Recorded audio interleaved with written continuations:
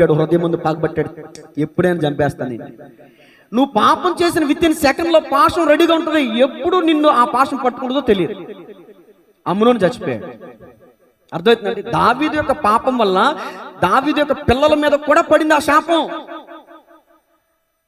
ఆవు చేలో వేస్తే దొడగట్టు మేస్తా.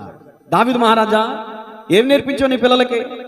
నేను అంటాను, దావీదు ఇజ్రాయేలుల రాజ్యాన్ని పరిపాలించడంలో సక్సెస్ అయ్యాడు. మంచి రాజు, మంచి తండ్రి కాలేకపోయాడు. మంచి తండ్రి కాలేకపోయాడు.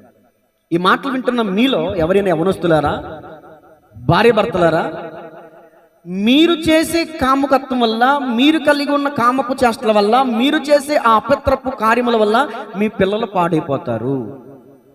మీ పిల్లల మీద ఆ నష్టం పడుద్ది, మీ పిల్లల మీద ఆ తీవ్రత పడుద్ది. ఇది నేను మీకు చెప్పించినట్టుంటే నేనేం చేయలేను, వాక్యం మాత్రమే చెప్తున్నాను. మీకు రిఫరెన్స్ కూడా ఇస్తాను నేను అవసరమైతే. దేవుని స్తోత్రం చెప్పండి గట్టిగా.